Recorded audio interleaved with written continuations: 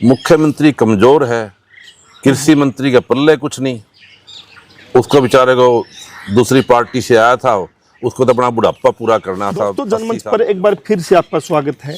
एक बार फिर Haryana agriculture university के मुद्दों पे हम आपके सामने आए हैं। अभी 4 से 5 दिन पहले एक पीएचडी करने वाली लड़की जिसने आरोप लगाए अपने सीनियर प्रोफेसर पे, जो उनके गाइड थे, कि वो उनके साथ छेड़छाड़ की घटनाएं करते हैं, और उसके बाद जिस तरीके से फौरी तौर पे कमेटी बनती है, कमेटी उनको सस्पेंड करती है, और एचयू का जब हम बात करते हैं तो बन के रह गया है कि कुलपति के समर्थक जो मतलब यहाँ एक खेमा है, उसके ऊपर जब भी कोई आरोप लगते हैं तो एक कमेटी बनती है, और कमेटी धीरे धीरे मामले को नॉर्मलाइज करती है, और फिर वही प्रोफेसरों को कहीं ना कहीं रीज्वाइनिंग या अच्छी पोस्ट मिल जाती है जो कुलपति के साथ खड़े दिखते थे। तो आज हमारे साथ एक बार फिर से डॉक्टर रमेश पुनिया जी है। इससे पहले भी लगातार हम एचयू के अलग अलग मसलों पर इनसे बातचीत कर रहे हैं कि किस तरीके से एक ऐसी यूनिवर्सिटी जो खेती किसानी के लिए बनी थी, और आज उसके हालात ये बन गए हैं कि वहाँ लगातार विवादों में ये यूनिवर्सिटी घिरी रहती थी, छात्र आंदोलन हो चाहे दूसरे तीसरे मसले। तो डॉक्टर साहब एक बार फिर से आपका स्वागत है। नमस्कार। ये लगातार आपके चैनल के माध्यम से हरियाणा की जनता से रूबरू होने के लिए, और मैं आपकी निरंतर देखता हूँ कि आप अक्सर छात्रों के लिए, किसानों के लिए ऐसे मुद्दे अक्सर उठाते रहते हैं। तो एक बार ये फिर से मामला, क्योंकि हमने अभी कुछ दिन पहले ही चर्चा आपसे की थी कि एक कमेटी बनी थी सरकार के नेतृत्व में, रिपोर्ट सौंपी, जिनके खिलाफ रिपोर्ट सौंपी उस कमेटी ने, जिसमें सीनियर आईएएस अशोक गर्ग उसके मतलब कमेटी के वो थे, उन्होंने रिपोर्ट सौंपी थी, जिनके खिलाफ रिपोर्ट सौंपी उनको ही अच्छे पद दोबारा दे दिए गए थे। एक बार फिर एक मामला आया है छेड़खानी का, और एक फिर कमेटी बन गई है। तो इन कमेटियों को कैसे देखते हैं, इनकी विश्वसनीयता कैसे देखते हैं? ऐसा ही हमारे देश का दुर्भाग्य है, जब भी कोई एपिसोड होता है ना, यहाँ दुर्घटना घटती है, चाहे रेलवे की हो, चाहे किसी की छेड़खानी की हो, चाहे कोई विमान हादसा हो, यहाँ हमेशा कमेटियाँ बनती हैं। उसके बाद 6 महीने बाद लोग भूल जाते हैं, शॉर्ट टर्म मेमोरी है हमारी, और लोग फिर उसके बाद ख़त्म, उसका पूछता ही नहीं कोई क्या हुआ क्या नहीं हुआ। छात्र आंदोलन 10 जून को हुआ, ठीक है। एक पहले तो इस वीसी ने एक कमेटी बनाई छात्रों के हितों के लिए, उस कमेटी का में जो बनाए थे उनको सब बंदर बाट की गई, वो कोई डीएल बना दिया, कोई कुछ बना दिया। फिर छात्र संतुष्ट नहीं हुए तो सरकार ने एक कमेटी का गठन किया, प्रिंसिपल सेक्रेटरी पंकज अग्रवाल ने, उसमें कमिश्नर की ड्यूटी लगाई। जो कमिश्नर ने मुद्दे उठाए उन सभी को अनुचित तरीके से लाभ दिए जा रहे हैं। चाहे वो सुखबीर सिंह का मामला हो, 3 महीने बाद उसको बहाल कर दिया, और उसको नए सिरे से पे स्केल दिए जा रहे हैं। ऐसे ही अब ये इस कमेटी में था एक S K Pahuja, doctor S K Pahuja, ठीक है। अब उस एसके पाहुजा 31 तारीख को रिटायर हुआ, उसको फुल पे स्केल पे दोबारा यूनिवर्सिटी में लगा लिया, जबकि एसके पाहुजा के खिलाफ आंदोलन रहा, छात्रों का मांग थी कि इसको हटाया जाए, और हटाया भी गया था उसको। लेकिन ये दुर्भाग्य है क्योंकि मुख्यमंत्री कमजोर है, कृषि मंत्री का पल्ले कुछ नहीं, उसको बेचारे को दूसरी पार्टी से आया था, उसको तो अपना बुढ़ापा पूरा करना था, 80 साल की उम्र हो रही है उसकी, वो सोचे वो टाइम काट ले, तू लाल बत्ती में घूम ले बस, और क्या है। दूसरी बात, अब नया एपिसोड जो हुआ है, केडी शर्मा जो डीन बना रखे हैं, इस केडी शर्मा को भी हटाया था, छात्रों की मांग पे केडी शर्मा को हटाया था बायोटेक्नोलॉजी में, और दोबारा वही, और जो ये प्रोफेसर, जो असिस्टेंट प्रोफेसर जिनके सस्पेंड किया गया है, ये दोनों इन्वॉल्व थे छात्र आंदोलन में। इन्होंने छात्राओं को भी धमकाया, छात्रों को भी धमकाया। मतलब आंदोलन के पक्ष में थे या खिलाफ में थे? दोनों आंदोलन के खिलाफ थे। ये मतलब कुलपति खेमे में थे, और जितने भी कुलपति के खेमे में जो ये इर्द गिर्द इसके जुंडली है, उनका काम ही ये है, अपना अनुचित फायदा उठाओ और छात्रों को दमन करो। अब यहाँ इस छात्र आंदोलन के बाद 2 लड़कों की ड्यूटी लगाई, यशराज राणा और योगेश की, और एक लड़का और था, मेले में ड्यूटी लगा दी, किसान मेले में। ड्यूटी तो लगाई मदन लाल खिचड़ ने, उनकी ड्यूटियां लगा दी, किसान मेले में आपने ड्यूटी देनी है। लेकिन जब किसान मेले में बैठे मिले तो पुलिस वालों ने उनको उठा लिया, ऑन रिकॉर्ड है ये। मतलब पुलिस वालों ने उठा लिया, ड्यूटी यूनिवर्सिटी ड्यूटी लगाती है, और उनको उठा लिया गया। उठा लिया भी, तुम तो सीएम साहब कल यहाँ आ जाएंगे तो तुम उनके खिलाफ बोलोगे, उनको उठा के थाने में रखा और शाम को उनको छोड़ा। भी तुम ड्यूटी भी दे रहे हो पर बच्चों को ड्यूटियां ले रहे हो उनसे मेले की, किसान मेले की, और फिर उनको डिटेंशन कर रहे हो, उनको डिटेन कर रहे हो। तो शाम तक थाने में बिठा रखा। उन्होंने मानवाधिकार आयोग को शिकायत भी कर रखी है। डॉक्टर साहब, मैं एक जानकारी चाहता हूँ, कोई भी यूनिवर्सिटी है, शिक्षण संस्थान है, वहाँ पे दो पक्ष है। एक कुलपति है जो प्रशासनिक अधिकारी है, और एक है टीचर और स्टूडेंट। टीचर की मांग होती है, कुलपति से ही मांग करेंगे। स्टूडेंट की भी मांग होती है, वो भी कुलपति से करेंगे। तो कहीं ना कहीं हम पहले देखते थे गठजोड़ होता था टीचर का, स्टूडेंट का, प्रशासन के खिलाफ, मतलब यूनिवर्सिटी प्रशासन के खिलाफ, सरकार के खिलाफ मिलके वो लड़ाई लड़ते थे। अब ये हालात कैसे हो गए कि जब भी स्टूडेंट लड़ते हैं तो टीचर सर फोड़ देते हैं, गार्ड सर फोड़ देते हैं, या टीचर घरों में फ़ोन करके धमकाते हैं। जिस तरीके की ऑडियो आई, परिवार वालों को कहते हैं कि आपके बच्चे इस तरीके, तो टीचर से ऐसा क्यों कर रहे हैं? ये टीचर अपने निजी स्वार्थों के लिए कर रहे हैं, क्योंकि 10 साल मैंने भी छात्र राजनीति करी है, और छात्र राजनीति में हम कभी डरे नहीं है। हम एक्सपेल कर दिए, सस्पेंड कर दिए, कभी छात्रों के हितों की लड़ाई हमेशा लड़ी है। लेकिन अब क्या होता है, अब छात्र इलेक्शन चुनाव खत्म हो चुके हैं, छात्र राजनीति खत्म है, तो इनके खिलाफ कोई बोलने वाला नहीं है, प्रशासन के खिलाफ कोई बोलने वाला नहीं। और यहाँ जैसे चाहे टीचर ऐसे यूज करते हैं। अब बच्चों को, पेरेंट्स को धमकाते हैं, भाई आप अपने बच्चे को घर बुला लो। आंदोलन में भी ऐसे हुआ। टीचर स्वार्थी क्यों बन गए? क्योंकि टीचर्स तो छात्रों के साथ मिलकर आंदोलन करते थे एक दौर में, जब आपका दौर रहा होगा, और आज वही टीचर स्टूडेंट की मांग के खिलाफ खड़े हैं, जबकि स्टूडेंट की मांग तो कुलपति से है या सरकार से है, टीचर के खिलाफ तो है नहीं। फिर भी वो ये जो टीचर लगाए जाते हैं ना, ये रुपये देकर लागे, रुपये से मैनिपुलेट करते हैं, फिर उनको व्यवस्था भी करनी है, अपने पूरे भी करने हैं। अब जैसे बहुत से मुद्दे हैं यहाँ पे। अब आप ये देखो, अब ये सस्पेंड कर दिए, इनको यही लगा दिया, तो आप वो बच्ची कैसे उम्मीद कर सकती है भी तेरे को न्याय मिलेगा? जो मतलब सस्पेंड करके वो बायोटेक्निक में, मतलब सस्पेंड करके वहीं उनको हेडक्वार्टर बना दिया। भाई हेडक्वार्टर तो वहीं लड़की पढ़ने आती है, वहीं उसने पीएचडी करनी है। आप कैसे उम्मीद कर सकते हो वो उसको साथ न्याय मिला है? बिल्कुल न्याय नहीं मिलेगा। पहले कितनों से न्याय मिला। भिवानी में एक एपिसोड हुआ, ठीक है, एक प्रोफेसर को, असिस्टेंट प्रोफेसर को एक दूसरे प्रोफेसर ने छेड़ दिया। ओबीसी का भर्ती किया हुआ था, इस वाइस चांसलर का, मुरारी लाल, उसको छेड़ दिया। 4 महीने हो गए उसको।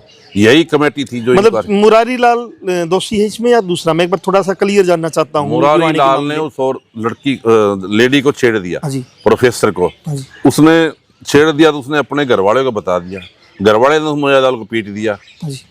तो और उन्होंने इसकी शिकायत भी कर दी यहाँ वाइस चांसलर को, उसको तो ट्रांसफर कर दिया वहाँ, और एक कमेटी गठन कर दिया। 4 महीने को उस कमेटी ने आज तक कोई रिपोर्ट नहीं दी। 4 महीने से पेंडिंग। अब भी जो इस मसले में कमेटी बनी है, हमने कमेटी जिनकी ड्यूटी लगाई है, डॉक्टर रमेश यादव की ड्यूटी है उसके एज ए चेयरमैन, उनसे भी बातचीत की है। उनका कहना है कि सस्पेंड कर दिए गए हैं, जल्दी जांच हो जाएगी।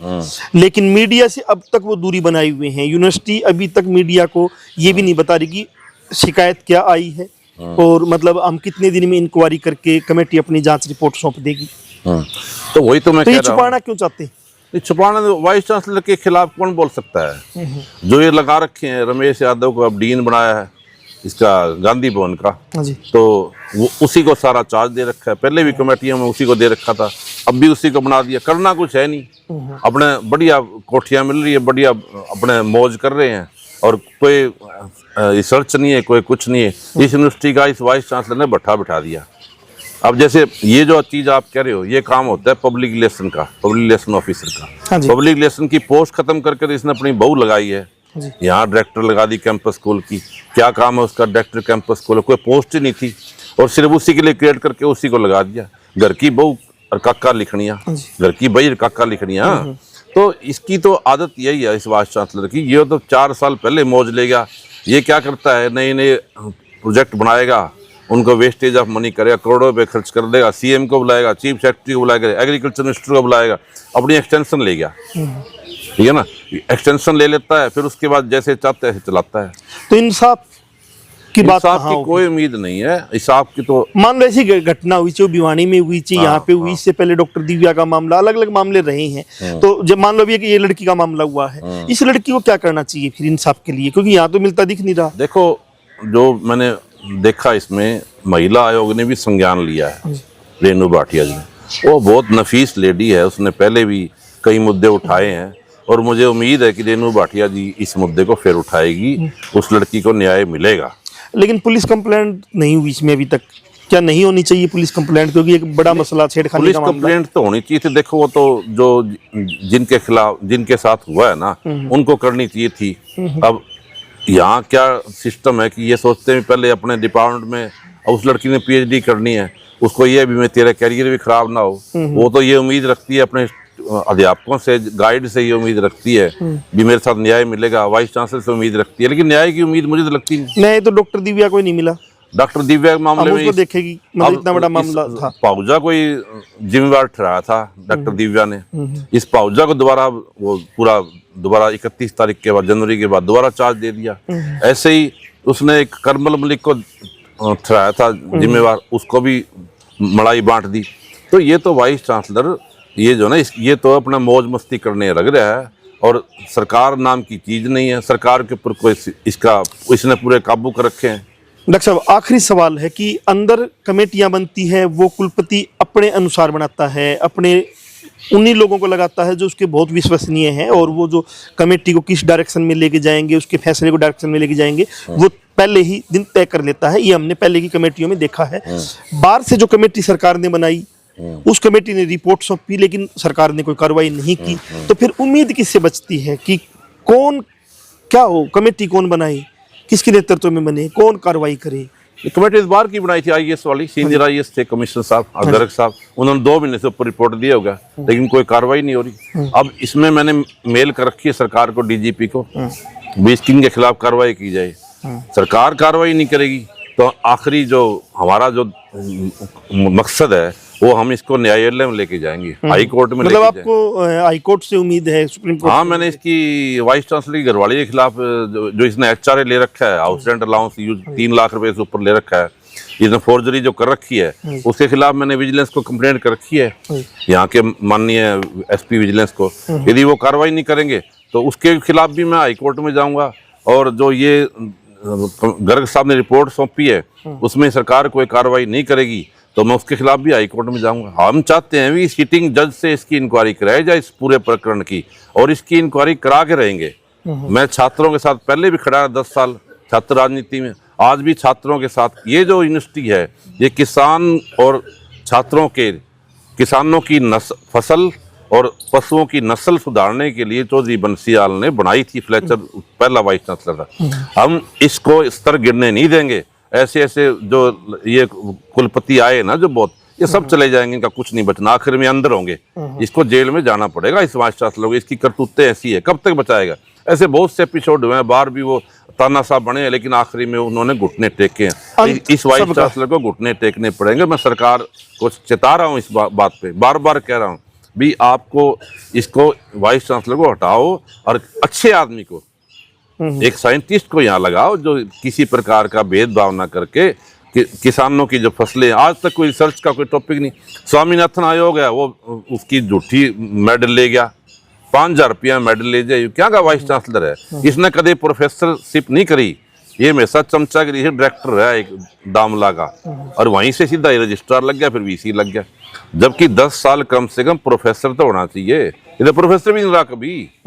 इधर इसलिए इसने एक ऐसे आदमी को, लाहौरिया स्कूल में मास्टर है एक जगबीर सिंह, आरएसएस का है, आजकल वो इंफॉर्मेशन कमिश्नर भी है, उसने कभी यहाँ प्रोफेसरशिप नहीं करी, लेकिन पेंशन लेने लग रहा है बिना एक क्लास लगाए। लाहौरिया स्कूल में उसने मास्टरी करी सारी उम्र, और वो आदमी प्रोफेसर की पेंशन इस एचयू से ले रहा है। ये गदर फंड है यहाँ पे, और ऐसे ऐसे लोग इसको सरकार में संरक्षण दे रहे हैं। और सरकार को मैं कहना चाहता हूँ, आपकी बदपिटरी है, मुख्यमंत्री की बदपिटरी है, कृषि मंत्री की बदपिटरी है, लेकिन देखो कब तक चलेगा ये। अब कभी तो उम्मीद न्याय की किरण जागेगी। उम्मीद की किरण अभी भी बची है, और वो रात अंधेरी कट के रहेगी, वो नई सुबह आएगी, जिस नई सुबह में हरियाणा एग्रीकल्चर यूनिवर्सिटी का जो सपना जिस दौर में बनी थी देखा गया था, और पहले जो कुलपति थे फ्लेचर साहब, जिन्होंने यहाँ बेहतरीन काम किया और इस यूनिवर्सिटी की नींव रखते हुए यहाँ मजबूती से इस यूनिवर्सिटी को मजबूत किया। लेकिन आज जो हालात है, अलग अलग टाइम पे हमने अलग अलग आपको मतलब घटनाएं बताई हैं, और उन घटनाओं में यहाँ साफ साफ 2 पक्ष है। एक पक्ष वो है चाहे वो छात्र हैं, चाहे टीचर हैं, चाहे वैज्ञानिक हैं, जो इस यूनिवर्सिटी को बचाने के लिए लड़ रहे हैं और उनको तबादला झेलना पड़ता है, प्रमोशन की रोक दी जाती है, झूठे उन पे केस दर्ज किए जाते हैं। एक पक्ष वो है जो कुलपति के साथ हाँ में हाँ मिला के चलता है। कुलपति ने कहा कि दिन के समय रात है तो वो कहेंगे रात है, वो कहेंगे रात की जगह दिन है तो दिन कहेंगे। शेर को गिद्दड़, गिद्दड़ को शेर, गधे को अपना बाप भी वो लोग कह सकते हैं। ऐसा भी वर्ग है और वो वर्ग लगातार कुलपति के साथ खड़ा दिखता है और जब वो गड़बड़ करता है तो कुलपति उनको बचाने के लिए कमेटियां बनाता है। कमेटियों में भी उन्हीं लोगों को लिया जाता है जांच में जो कुलपति के खास है, और वो फिर कैसी कमेटी फैसला करेगी वो लगातार हमने बातचीत की है कि पहले भी बहुत कमेटियां बनी हैं और उन कमेटियों का रिजल्ट कोई अच्छा आया नहीं है। जनमंच के साथ आप बने हुए थे, नई अपडेट के साथ फिर हाजिर होंगे, तब तक के लिए शुक्रिया।